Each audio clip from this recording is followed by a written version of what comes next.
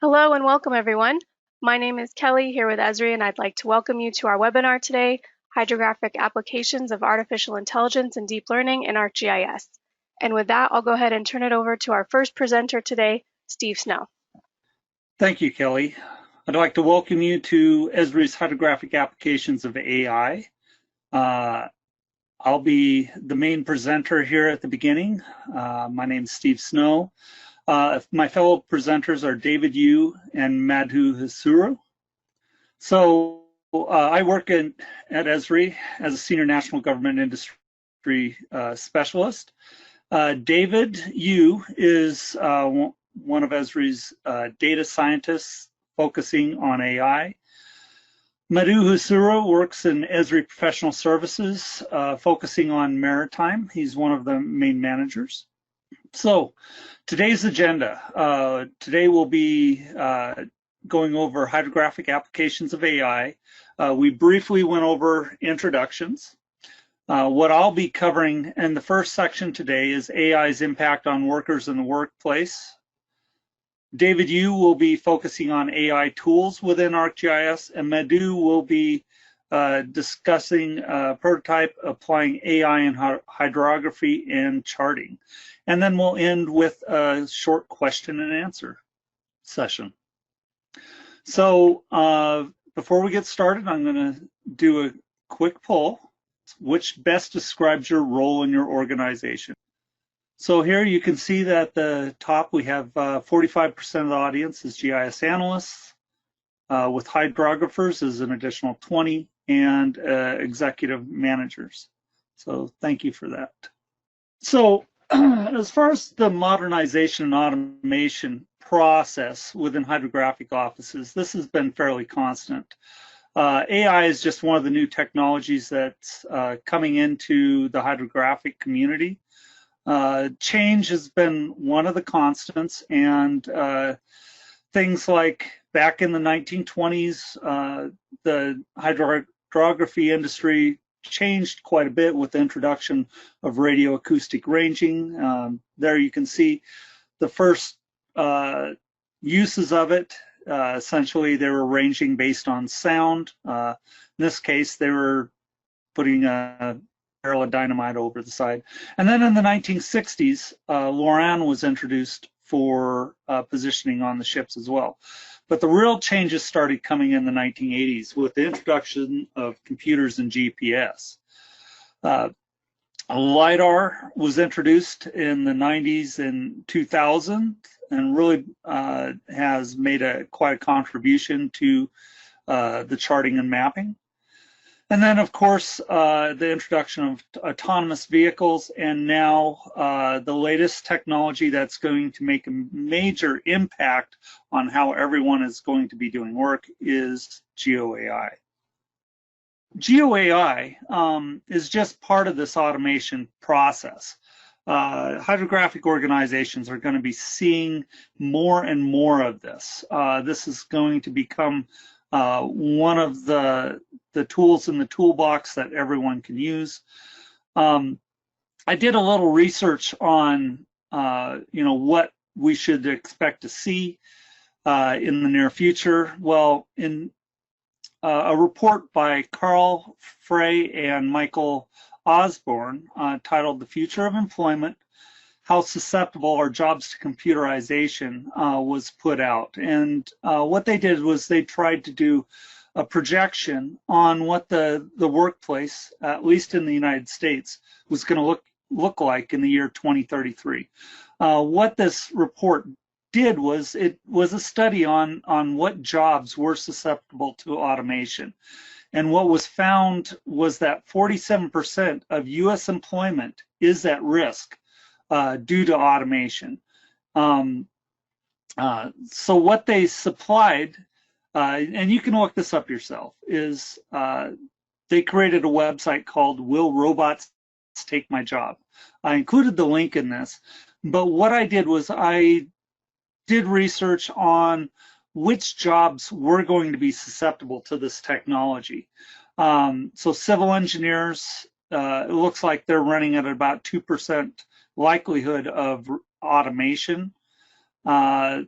So they're fairly safe. Geographers, it's a little bit higher at 25% likelihood of replacement. And then when we get to cartographers and photogrammetrists, it runs about 88%. And then of course, survey and mapping technicians definitely will be working with this technology at 96%.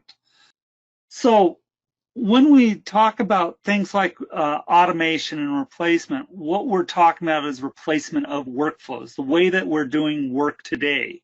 So it's very important that you as a hydrographer or you as a geospatial worker understand what AI and the tools that are available can be used. So using things like ArcGIS will become more and more important. So that's why I want to stress that the workplace and team are becoming more complex. So you as a worker in the geospatial industry needs to start thinking about where things are going with AI. And so what's happening now is there's going to be this relationship that's set up between the worker, the AI tools, and then of course the data in the workplace. As we move forward, we all know that there will probably be less resources available. So things just need to be automated in order to deal with those resource issues within the organization. AI will be fundamental for being able to deliver products faster.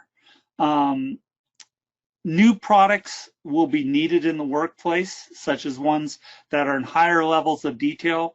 They may be multidimensional. You'll be seeing more 3D type of navigational type of products, as well as science products. The data volumes are going to keep growing. We don't see any slowdown in the collection of the data. And of course, all of this is going to need to be at a high quality assurance. So moving forward, workers will be using AI in more advanced workflows. So how is AI being used today? Well, AI is being used. We're starting to see more and more of this in multiple industries, in things like autonomous vehicles, being able to go to a website, chatbots. A lot of those are being run by AI now. There's very seldom are you going to be speaking to a human worker. Things like crime prediction, it'll be used more and more for these predictive analysis. Delivering more personalized marketing, actually marketing that you need. You'll also be seeing more facial recognition technology being used, and of course, as geospatial experts, you're going to see more AI used in remote sensing. This is almost a certainty. So what I did was I put together this slide to discuss a little bit about the industry usage. Working at Esri, we're seeing large uses of AI in public safety, such as from natural man-made disasters, looking at damaged structures. Local governments using ArcGIS to automate with AI, building the footprints of their communities. National governments are automating their land cover with AI. National mapping, automated road extraction with AI using ArcGIS, and so on. The largest use, a large usage that we're starting to see now is in the commercial side, being able to apply AI to business needs using ArcGIS. So we didn't have a lot of time to go over projects in here, but Esri has a channel on Medium. If you go to medium.com/geoai, you'll be able to browse a lot of the existing projects, how-tos on using AI on reconstructing 3D buildings from LiDAR, the land cover analysis, 3D cities, being able to work with oblique imagery, such as feature identification and tagging. For infrastructure, dealing with a LiDAR, being able to do automated classification with artificial intelligence. And there's several others. Disaster response using multiple AIs in ArcGIS is a good read as well. I really recommend that one. I want to run a second poll. What is your current knowledge level of GeoAI, machine learning, or Python? Okay, so it looks like much of the audience is a novice, which is great. Esri has training materials as well that we'll be pointing to you later on. We've got some people, 38% with intermediate, and appreciate the experts joining us as well. I'd like to introduce you to David Yu. He's one of our premier data scientists at Esri, and he's going to be covering AI tools within ArcGIS. So David, I'm going to go ahead and hand it over to you. All right, so as Steve mentioned, I'm going to spend a little bit of time just to give you a brief intro to deep learning in ArcGIS, what tools and processes are available, so I can lay some groundwork for Madhu's upcoming demo. So before I dive deep into the weeds here, I want to take a quick step back and address a common question that comes up quite a lot, and that is, what is the difference between artificial intelligence, machine learning, and deep learning? So artificial intelligence, or AI, it's really become more of a buzzword in recent years. It's become very popularized, but it's a really general term. So what that is a paradigm of computing for human-level task completion. So it does not address implementation at all. Whereas machine learning is a subset of artificial intelligence that focuses on ingesting massive amounts of data for prediction, pattern analysis, and classification tasks. And deep learning, on the other hand, is a machine learning technique that leverages deep neural networks in order to analyze high-dimensional data, so that's things like images and videos. And where GeoAI is situated is somewhere in between machine learning and deep learning. So to give you a little bit of background on how a machine learning model works, well, we're going to talk about this in a supervised context today, where we have access to both data and labels. So data you can think of as any kind of raster, and labels are either bounding boxes or these are specific pixels that have been labeled on that raster, and this forms your training set. Now, once you have this training set ready, you can pass this over to the model in order to perform the training step. And this is an iterative process where the model essentially takes in and ingests this data and then makes certain kinds of prediction on top of that data. And it's going to compare the prediction that it makes with the labels that are the ground truth. And once the model has been trained, you can pass in additional data into the model for it to be able to come up with some kind of label output. Now, within the context of machine learning in ArcGIS, there's really two AI models. We have the raster models and we have the vector models. So the raster models are essentially used for coming up with predictions over raster data sets, things like semantic segmentation or object detection, whereas vector models are more concerned with things like classification, prediction, regression, and clustering. So today I'm going to focus more on the raster side of things. And in particular, there's really 4 key imagery tasks that can be applied within ArcGIS for deep learning. So we first have pixel classification. This is also known as semantic segmentation. And this is the task of assigning individual labels to every single pixel in a raster. So as an example, you see here, these are some buildings that have been color-coded according to class. And these are class predictions that are outputted from the model. And then we have object detection. So this is your bounding box output. Typically, these are minimal bounding boxes over your object of interest. And so in this case, we see that the model is able to produce outputs over palm trees. But of course, these really can be any kind of object that you want. Instance segmentation is what Madhu is going to present on later on. This is combining the best of both worlds for object detection and pixel classification. So you not only have a pixel mask over your object of interest, but also a minimal bounding box in order to separate out the instances of these objects. And then finally, you have image classification, which is all about assigning a discrete label to every single image chip. So most of the heavy lifting for this type of AI workflow is really done by the Convolutional Neural Net. So this is a deep learning network that is optimized for image processing tasks. And it comes in many different styles and flavors that are developed on platforms such as TensorFlow, PyTorch, Caffe, what have you. But the main problem is it is very difficult to stand up and manage, and especially if you take into consideration how many styles of models there are. So what ArcGIS API for Python does is that it really helps you manage the environment for model training and also for inferencing, which is also known as prediction. So ArcGIS API for Python actually provides a bunch of canned models that can be configured depending on your use case, depending on your input, what is your desired output, and other types of hyperparameters. And because the ArcGIS API for Python is part of the ArcGIS ecosystem, that means the output is very easily pushed to a WebGIS where the results can be shared across organization. And of course, the model can be saved for fine-tuning.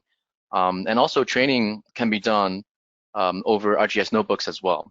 So one other thing to add is that the same functions for training and inferencing are actually available in both the ArcGIS API for Python and also in ArcGIS Pro. So really, this is an end-to-end platform, if you will, for creating a model, for taking in that input, and then processing the output. So we know that Python really has become the language of data science. In some cases, people would say that it's actually more popular than R nowadays. So it does make sense for the whole machine learning, the suite of machine learning tools and capabilities to be wrapped within the ArcGIS API for Python. And we've made that available through the Learn module. So if you're interested, I do encourage you to check out the official documentation for ArcGIS API for Python, where you can learn more about this particular Learn module, which hosts all of the models and all of the pre-processing and post-processing functions. So what the Learn module does is it provides a streamlined experience to get your data science project off the ground. Whereas before, if a data scientist is interested in creating and training a model, it's actually quite difficult to do. So typically, you would have to go through dozens of lines of code. You would have to go through the headache of installing external deep learning frameworks, which if you have done so, you realize that this is not all that easy to do. But after we came up with the Learn module, this really has become a very simple task. So we can stand up a model within 3 to 5 lines of code. It's a very simple installation. So if you're using Conda, it's just 1 line of code. And if you're using Pro, actually there's no installation necessary. And it's just in general very, very easy to use. But at the same time, it's also very, very flexible. So you can provide all of the hyperparameters into that model without having to essentially go through the headache of standing up an entire model by yourself. So I do want to emphasize that the ArcGIS API for Python, and in particular the Learn module, is not just used for training the model. It's really the entire end-to-end process, from data preparation to model management, and also inferencing at scale, which is something I'm going to talk about later on. Another really cool thing is, I mentioned the ArcGIS Notebooks. Really what this is it's complementary to your data science workflow. So if you are a data scientist, it's likely that you will have used Jupyter Notebook or Jupyter Lab at some point. And ArcGIS Notebooks really provides that similar Jupyter experience, but now this is fully integrated into ArcGIS. So that means it's very modular and it's very easy to use, but also at the same time, because it is part of the ArcGIS ecosystem, you also have access to your enterprise portal where you can read and write content and models. You will have access to the Living Atlas where you can bring in external data sets. And also we have the same kind of user types, roles, and privileges that are available within enterprise. So ArcGIS Notebooks is also available within Pro since the 2.5 release. And I do want to mention that it is also in active development within ArcGIS Online as well. So where ArcGIS Notebooks sits is at the intersection between ArcGIS and open source data science. So we do recognize that a lot of the tools, a lot of the libraries that are state of the art really come from the data science community. And we want to make sure that all of those capabilities and functions are made available within the ArcGIS Notebook as well. So once you have ArcGIS Notebooks, you will have automatic access to things like TensorFlow, Anaconda, PyTorch, and so on. So stepping back a little bit, what does the overall machine learning workflow look like? So you first have your data access or your data preparation step, and then you have data labeling. So this is all about actually drawing out those bounding boxes or manually labeling those semantic masks in order to pass those inputs into a machine learning model. And of course, we can do machine learning model training within ArcGIS Notebooks or within ArcGIS Pro, and then deployment into a scalable infrastructure. So actually, all of this is something that's currently available within the ArcGIS ecosystem. And I'm going to first talk through some of the data pre-processing steps. The first one is Training Samples Manager. So once you have access to your data set, how do you actually come up with those labels? One way is to use the Training Samples Manager within Pro. So as you can see, what I'm doing here is essentially just drawing out certain polygons over an area of interest. So in this case, let's say if I'm interested in segmenting out water bodies from grassy areas or from developed areas, I can draw out those labels using Training Samples Manager. Another step is data preparation. So once you have those labels, it's not immediately consumable within a machine learning model. You would have to export them into a format such as Kitty labels or Pascal VOC format or mask RCN and masks. And this is a tool, this is a geoprocessing tool within ArcGIS Pro or within the ArcGIS API for Python that allows you to be able to do that. And then finally, we have training a deep learning model. You saw earlier that within the ArcGIS API for Python, you could very simply do that by calling model.fit. The same process is also exposed within Pro. So this is simply called train deep learning model. And then finally, for inference, there's really two tools. And Madhu will go into these tools in a little bit more detail than me. But just very briefly, we have classify pixels using deep learning, which is more for a semantic segmentation workflow. And then we have object detection for deep learning, which is all about predicting those bounding boxes over your input imagery. So within both of these tools, there's actually batch processing that's available. So you can select a batch size. And of course, the number that you set here is really dependent on the amount of GPU memory that you have. And of course, you can choose either CPU or GPU to perform inference. And what's also very neat is if you already have image server stood up, you can actually run this over image server in a way that's completely transparent to your workflow. And this is the type of labels that's produced by running classify pixels using deep learning. So a very similar story for detect objects using deep learning. The same hyperparameters are available. It's the same settings.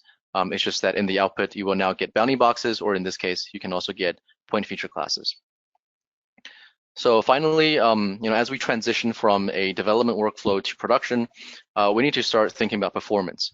So if you're only interested in performing inferencing or performing prediction over a very small extent, then this doesn't really matter. However, if you're interested in performing prediction over a very large extent, leveraging multiple GPUs, then a good way to do this is using image server. So image server is mostly responsible for handling tasks such as image chunking, distributed inferencing, mosaicing the outputs, and so on. And again, as I mentioned, this is completely transparent to your workflow. And what's also really good is depending on your use case, you may wish to stand up multiple image servers. And actually, the amount of speed up that you achieve is quite linear. And there is no hard limit on the number of image servers you could use in order to scale up inferencing. So with that, I'd like to pass it back over to Steve to run you through some more poll questions. So are you planning to implement GeoAI in your organization in the near future? So it looks like we have about 70% of the audience is getting ready, or at least we're already working on implementing GeoAI in their organization. So thank you very much, everyone. So I would like to pass this over to Madhu. Thank you, Steve. Thank you, David, for awesome presentation on the GeoAI and the capabilities of ArcGIS. I would like to take those knowledge and I would apply in real-time use case. The real-time use case is here, applying GeoAI in ArcGIS Maritime. And my name is Madhu Osuru. I'm working at Esri on ArcGIS Maritime development team. And the overview of this real-time use case is on new survey data. Deep learning tools extract shipwrecks automatically and display a polygon graphic for each extracted wreck. And with the help of feature-to-point geoprocessing tool, create a point feature class containing shipwreck points located at the centroid of the polygon rig. With shipwreck points, update the maritime data and export updated charts and publish S57 as REST or WMS ENC services. And lastly, deploying a web map with all machine learning outputs and maritime data together in one application. So I would like to give more details step by step from this overview. The first step is survey data. So I downloaded a bathymetric attributed grid bag from NCEI. This is NOAA bathymetric public site. And the area of interest is as displayed here. The equivalent electronic navigational chart ENC AOI for the survey data is US 5 NY50M and the scale is 20,000. On the survey data, I applied a custom raster function to make node data pixel value as -1 along with the shaded relief functions to generate a 3-band raster to use in deep learning tools. After applying the custom raster function, the raster looks as displayed here in the same area. So I'm going to take this raster data in my use case. And deep learning tools, as David walked through us briefly, we have mainly 3 steps here. And the first step is prepare training data. In prepare training data, we have 2 steps. The first one is create training samples. That is using a sketch tool from training samples manager, outline the shipwreck image on the survey data in the map. Then create a label and save as many as possible training samples. When we create more samples, it is going to help the training a model step, which is going to see the different types of shipwrecks here. And in the survey data, like when you try to use that trained model in the production, it will help us to identify and detect as many as possible out of that survey data to get a more accuracy. So I would like to play a quick video here to show you how to sketch a sample training data on this survey data. So using a rectangle, I'm trying to sketch a shipwreck labeling here. And I don't do bunch of them here. Just I want to show you like how easy to do here using ArcGIS Pro with the training sample manager. So I just sampling a 3 and I will show my pre-cooked training data breaks what I used in my use case. So the highlighted in blue color are my training samples here.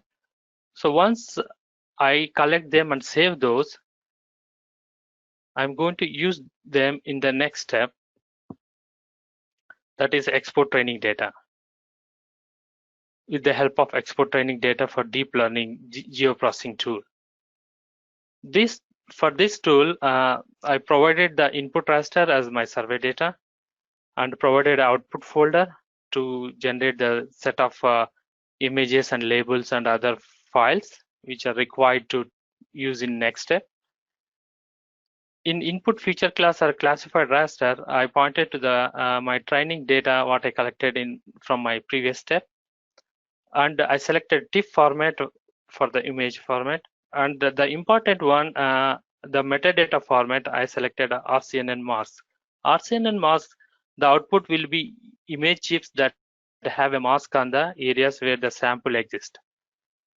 The model generates the bounding boxes and the segmentation masks for each instance of an object in the image. Also, we need to provide few more environment variables here. I ran the entire this export training data geoprocessing tool on entire data set to get the images out of the survey data. Also, one of the important environment settings is cell size. So in the first run, I used 0.3 as a cell size, and I ran the tool successfully. After completing the tool execution, the output folder have images and label folders along with the other files which we are going to use in later stages of our deep learning workflow. The images folder contains the exported images based on our training samples, and the images looks as displayed here. And I would like to give more information about the cell size. In my case study, the cell size is one of the important factor which provided me a very accurate results when I use the trained model later. So the technique what I followed is here is I repeated this step with different cell sizes to get more exported chips, such that when I train on model on these chips, the model can will be ready to see as poor as the image the user can provide, so that I'm making kind of my model intelligent to see the shipwrecks in a different cell size ranges. So with that, I would like to explain the step to train a model in the deep learning tools. For this, I use a Jupyter Notebook environment, train a model using a mask RCNN model type from ArcGIS Learn. By simply typing Jupyter Notebook in command line in your terminal, we can launch the notebook and create a notebook and run model type mask RCNN Python code in an interactive manner. So once you launch and create a notebook, the first step, import the prepared data and mask RCNN from ArcGIS Learn, and locate the output images path to prepared data, and running show batch give us a random picks this step random picks the few training chips and visualize them, so that we can confirm that yes, we are about to train on the right data, and assign the data to a model. And model.lr find, it helps in choosing the optimum learning rate for training the model. From the LR rate, the value, you pass on that value in the model.fit. Based on the suggested learning rate, start training your model with suitable epochs. So in this case, I ran like 100 epochs, and after successfully completing model.fit, it will take some time to execute this step. So once you do that, the model.show results will show ground truth and the respective model predictions side by side. So by seeing those predictions, if you feel that, oh, my model is really not doing more accurate here, then you can repeat the epochs to 150 or 200 and run again and see how the model is predicting. So once you satisfy with those results, save that model. Say that model.save step saves the model and creates an Esri model definition EMD file, and the output location of the save model have EMD file, which we are going to use that EMD file in next step. And I would like to play a quick video, the entire process of notebook.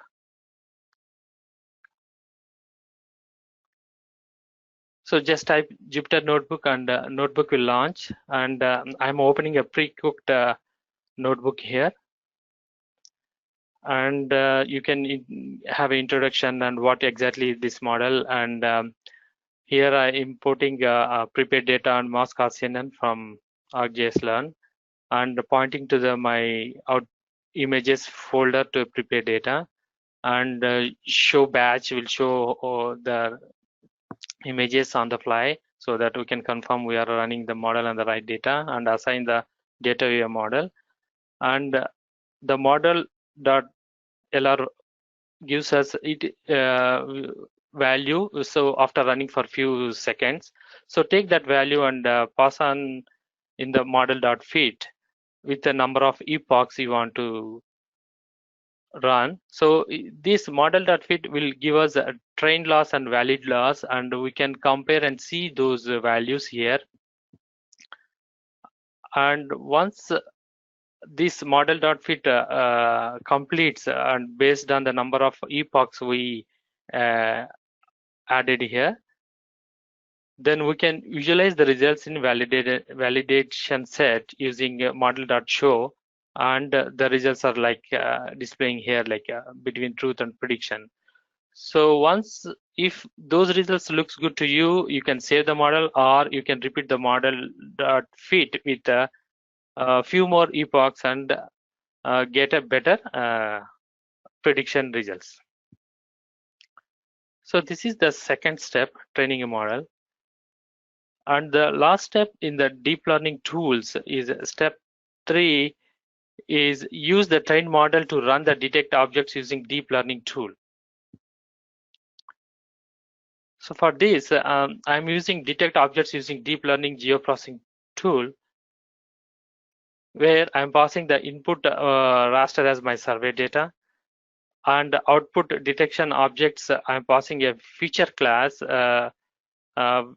parameter value, where it is going to generate a polygons feature class.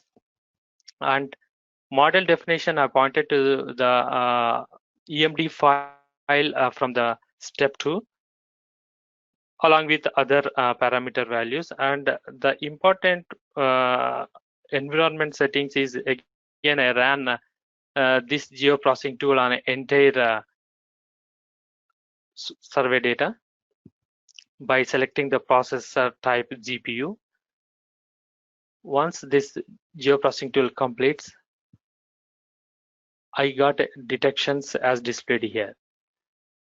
Once you have a detections, we need to validate them, like the detection. So here I took 2 approaches. Let me play a quick video here. So the first step is validating the detections I took against the training samples what I provided here in this entire deep learning workflow. So the red color polygons are from my training, and the blue one are from the detection. And by manually verifying them, and if you see any not the shipwrecks you notice, then you can delete by editing those, or you can mark them as some special attributes to run again with a different model and see that comes as a shipwreck or not. And another approach I took is instead of verifying with the training samples, I verified with all manually navigating to an entire survey data with the detection, and see any misses are there, or any other findings like any rocks are identified here or not, something like that. So with those, once you validate and verify those, and you hit an acceptable percentage of the detection here, then the user can start using the same model on the future, the new survey data on the same EOI. Like for example, like in next 6 months, or like 1 year after that, if you get a new survey data in this, you can run this detection using the saved model. That is like I can call here as a production model, without repeating my previous steps. And the next step is a bridge between the deep learning workflow and the maritime workflow. So using feature to point geoprocessing tool, I'm going to generate a point feature class containing shipwrecks points generated from the deep learning tools. output using this tool. So basically, we need to pass on deep learning tools output as an input feature, and the output, the tool will give us the point feature class. The points will be at the centroid of the respective polygon regs here. So once I got those points in my point feature class, now I'm going to apply GeoAI in ArcGIS to Maritime. So the first step here is update Maritime data with shipwreck points along with their S57 regs object attributes. So I would like to add a quick note here because most of these attributes are common for this area of interest. So using a simple Python script, you can update maritime data along with the points what we got from deep learning tools. After updating the maritime data, export updated chart using ArcGIS Maritime tools within ArcGIS Pro 2.6. And Pro 2.6 is going to be public within a couple of next few weeks before you see. So look for those. And I would like to play a quick video here how to export updated chart using Pro 2.6 S57 geocrossing tools. So I launched this export tool, and I provided the workspace, and here export type as a update, and my entire update export process exported 1610 shipwrecks here, and the toolset S57 toolsets is in Maritime tool box. You can start using them once Pro 2.6 release. And the next step is publishing S57 as a REST or WMS ENC service using ArcGIS Maritime service capabilities. So here I would like to play a quick video about how to enable ArcGIS Maritime server and how to configure with our machine learning exported and updated nautical chart here. So the first step, we need to enable Maritime server SOE. After enabling that, you need to copy the base cell and base S57 and updated S57 files to a particular location, and enable those Maritime server capabilities, have those path, dataset path. Once you save and restart this Maritime chart service, this process is going to create a sync files on the fly, which is going to help us to view the S57 data in S52 presentation library using Maritime server REST endpoints. So I'm going to, using this step, we can open the map service of Maritime server, and we can start using this REST endpoint in our web map. So with this, the last step here is I'm deploying a web map using a web app builder and Maritime widgets along with the published S57 as a REST endpoints. And using Maritime widgets capabilities, one of the identify results, you can on the fly you can identify and see the S57 object details with this tool. So I would like to give a quick demo other than my videos here.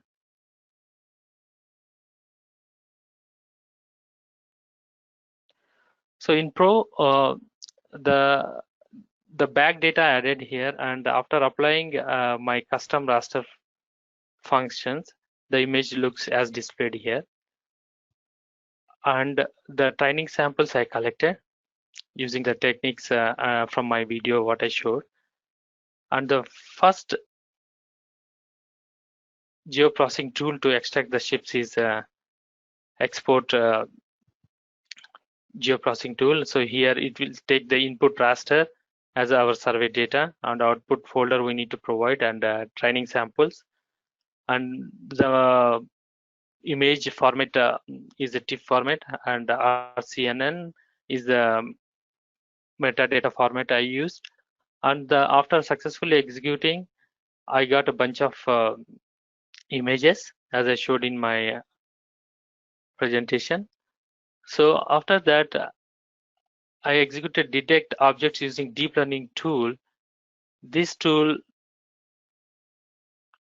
takes the images what we got from previous step, and also the trained model, the EMD file with Jupyter Notebook as a input here, and we provide a polygon feature class, the empty polygon feature class here to write to those shipwrecks polygons inside it. So upon successfully completing this geoprocessing tool, I'll turn on my training data, and the detections happen here. And if you compare against the training samples, we got few more detections. So basically, the model what we trained is helping us to get a more detections on the survey data. And using the feature to point geoprocessing tool, I got a shipwrecks points, and those points are centered in the polygon, shipwreck polygons. So with those points, I updated maritime data, and the updated maritime data looks as displayed here with the danger space is the feature class where we updated shipwrecks objects. So after getting my updated metadata, I exported S57 file, updated S57 file. Using those details files, I deployed a web map here to bring all our workflow outputs together in one place to do a better analysis in our maritime workflow using ArcGIS Maritime desktop and server capabilities. So this web map have 4 layers here, along with web app builder widgets, and also maritime widgets like maritime identify, maritime display properties. So coming back to this layer list, I turned on the NOVA ENC online map service here. This is my base S57 data. On top of that, I turned on the bathymetry. Again, this is from NOVA, publicly available site. So I use that image server so that I can show you guys in real time how this workflows goes together from machine learning and with maritime workflows. So here, if you zoom into a area where we have a shipwrecks, and the output from deep learnings, I'm going to turn on, and these are the detections on the fly. We can see once you see those detections, and as I presented with my previous slides, I exported the updated S57 and deployed in this web map. I'm going to turn on that layer, and this is going to show us the shipwrecks in S52 presentation library. So with this, I would like to turn off detections and bathymetric data, and I want to show you using a swipe tool. So basically, I'm comparing with the base cell versus my updated S57 cell. So this is before and this is after. So our machine learning findings are integrated with the maritime workflow, and on the fly we show these detections in maritime workflows. And also using maritime identify tool, I would like to quickly identify the shipwreck, and we can see the attributes of it. And this website is available to the public. You can like navigate to this URL, and you can play and see all these results, just what I showed here. This is a chartondemand.esri.com/geoai shipwrecks. Go to this URL and you can see all these. Right now you can see all those findings, what we sharing here with you guys. Let me go back to my slides. So just now we saw this demo. Then we have a GeoNet page for ArcGIS API for Python and deep learning. So feel free to post any question or any issue you at the time of deploying or implementing Esri deep learning here. So the team will quickly answer all your questions, or any suggestions or any ideas you can post here. And coming back to maritime workflows, we have Maritime ArcGIS online organization, Esri IHO, where we deployed sample apps. You can go and play with it and understand the capabilities of maritime solution, how you can utilize or implement in your organization. Along with the Maritime GeoNet page, it provides you a bunch of information about the solution and its capabilities, along with the training videos there. And also feel free to contact us by emailing at maritime@esri.com for any observations or any clarifications or any help to set up maritime workflows in your organization. And thank you for attending this webinar, and I would like to hand over back to you, Steve. Thank you, Madhu. So we're going to start the question and answer section. We've got several questions here. Our first question, I think, David, this one will be going to you, is how does AI or Geo AI support extraction of open source data? This is about non-spatial data, examples, news, social media, any other, or any AI or Geo AI tool that supports the data. Right, so there's a lot of data format that we support. I think a really good resource, as Steve has mentioned earlier, is to check out our Geo AI Medium article, and also to check out the Python API documentation. So as an example, we can also extract things like text data, unstructured text data, in order to support something like a NLP workflow. And a lot of the imagery tasks that we handle here they have to be from a nadir angle. So that's more common for Geo AI. And but yeah, more information can be found out from the official documentation. Okay. Well, thank you, David. Here's another question. And attendees, please feel free to post your questions in there's a questions drop down there. Okay, so the next question, how can false positive results after QA be fed back into the model to improve it? David or Madhu?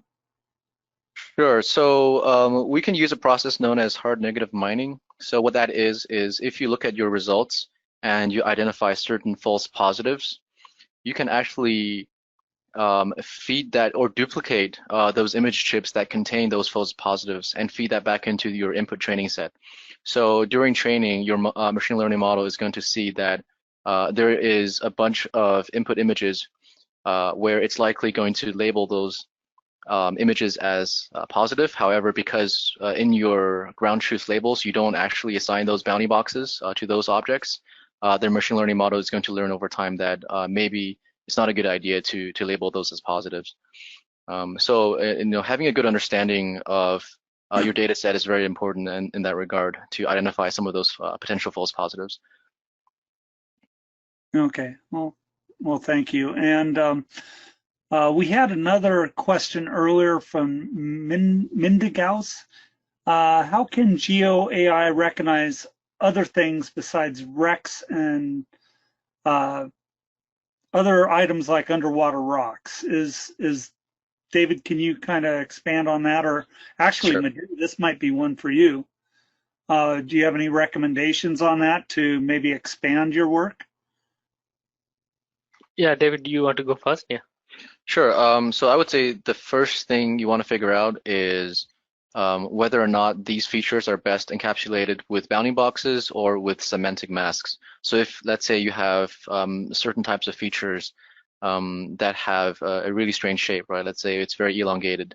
So it's not necessarily the best idea to use a bounding box.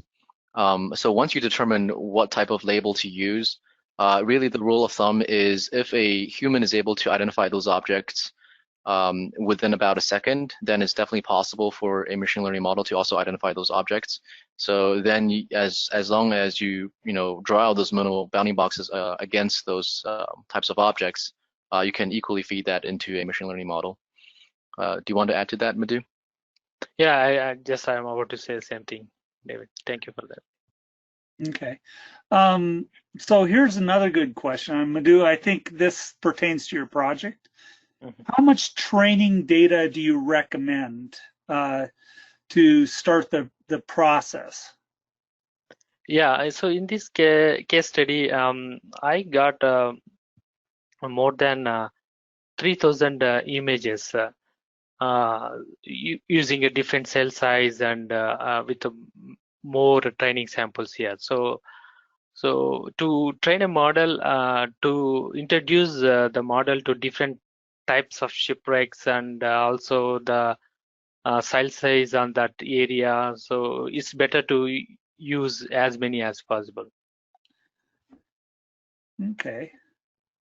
This next one's from Jitendra Sinj. The question is, have you found that Python is more impactful for using AI and ML? And also, how can AR and VR be used with Python and GIS?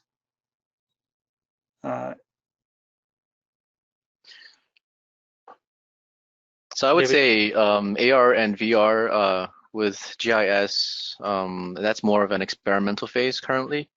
So that's augmented reality and virtual reality, Yep. correct? Yep.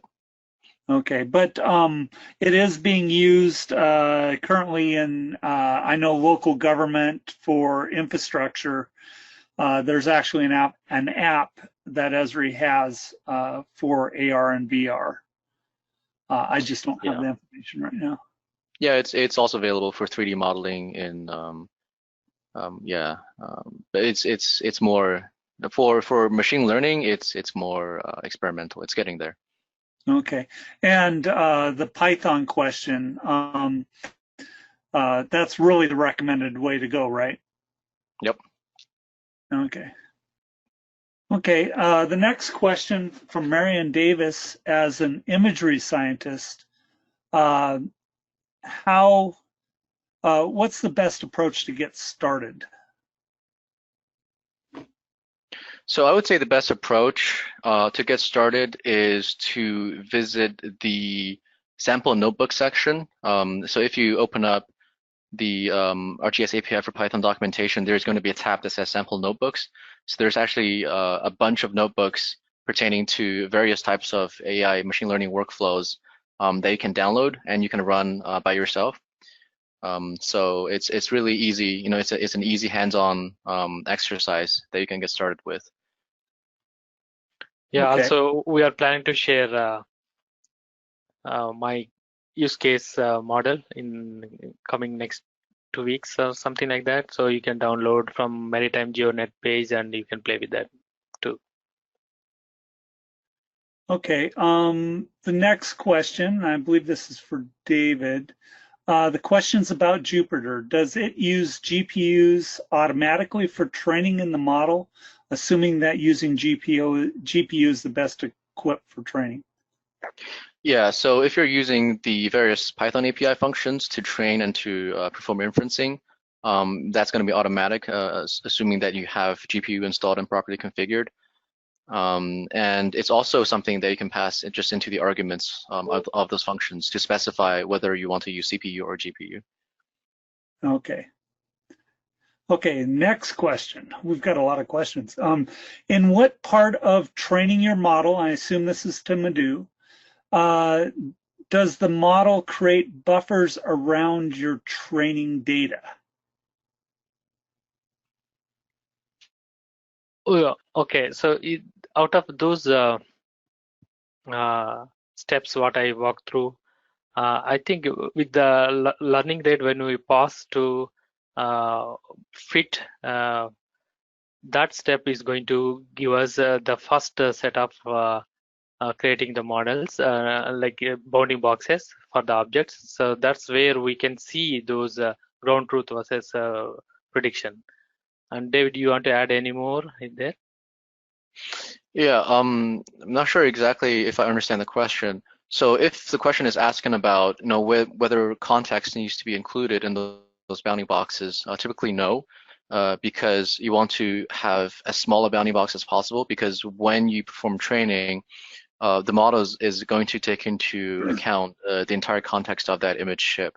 So you don't have to include any context into that bounding box. Okay. Well, we have time for a couple more questions. Here's an additional one, and this is from James Zdrowski. Sorry if I messed the name up. Is a quantitative confidence level readily available to assess the quality of the test phase? So let me first address the training phase. So within the training phase, we can actually see for every epoch what is the validation loss, and actually that is usually how you would judge how long to train your model for, is when you see that validation loss start to go up. As the training loss decreases is probably when you want to stop training the model. However, for testing, this is a tool that we're actively working on that is coming out in the next version of ArcGIS Pro. So it's going to be a geoprocessing tool that's available that basically just measures things like IOU and other types of accuracy metrics for the testing phase. So that's a very good question. Okay. Here's an additional question from Manikandan Rajamanik. Is ArcGIS a Python library? Can you help me understand? So when you install ArcGIS Pro, there is going to be a, I guess you can think of it as just a condo environment that comes available with your Pro installation. And so that environment is going to include things like, your TensorFlow libraries, your PyTorch libraries, and so on. So you can certainly use that environment. Okay. We have another one from Kamal Sinj. Is it possible to use this method to detect traffic volume for shipping? I think this is like probably video, wouldn't it, David? Right. So this could also be part of a like accounting workflow. So we've done a lot of similar projects for vehicle counting, and again, that's also available with in our GeoAI Medium blog. But yeah, it all depends on the workflow that you build on top of those detection outputs. So in this case, your machine learning model is going to only get you halfway there. And then once you have those output bounding boxes, you can additionally, count those up. And for video inputs, really, it's also possible. Let's say with bounding boxes, if you want to use something like a single shot detector, there is actually a function that you can call that's called predict video that allows you to be able to run that model over video input. So yeah. Okay. So here's another good question from Mark Hopman. Is it possible to subsequently execute this model on newly acquired imagery. So I assume if you have new bathymetry coming in, can you set up a workflow to automate the process of detection and updating Madhu's workflow? Yes, you can do, but if the new coming survey data is on the same resolution, if it is a different resolution, then you need to have a trained model with for that specific resolution data. Okay. Another question is from Albert D. Hahn. Is it possible to use WMS inputs as input rasters for exporting the training data? Yes, it is possible. So the training data really has to be image chips in the end. So as long as you can export those out into image chips, which you can do, because that input layer can basically be passed into export training data for deep learning tool, and that's going to create a local repository containing all of your image chips. We just have time for a couple more questions. This one's from Peter White. Is there a confidence attribute of the model's detection results that can be extracted for each detected target? Madhu? Yeah, I think David, I think we have some framework, right, for the. Yeah, it's just in particular, if you're using the Python API to get those outputs, that is just going to be an attribute of those outputs. It's just going to call it confidence. Yeah. Okay. And I think this is about it for the last question. Is there a reason, this is from Crystal Painter, is there a reason this example is done in Jupyter instead of ArcGIS Notebooks? Yeah, because this Mark RCNN metadata format is kind of new stuff, and it seems that the development team confirmed that within the notebook it is not yet ready. So that's the reason I used the Jupyter notebook for this case study. But in the future, yes, you can use using Mark RCNN along with the notebooks. Okay, well, that's all the time we have. So I'm going to hand this off to Kelly to close it out. All right, thank you everyone. Thank you everyone for attending our webinar today. We hope you found that informative and insightful. A big thank you to our presenters, Steve, David, and Madhu. We really appreciate all the information shared. And just as a reminder, a recording of this webinar will be made available to you all in a couple weeks, and we will be emailing that out. You can always email us with any additional questions that you have at the email you see on the screen here, maritime@esri.com. And you can always visit our GeoNet pages and the other resources you find there. And with that, we will close it out. Thank you once again, and we hope everyone has a great rest of your week.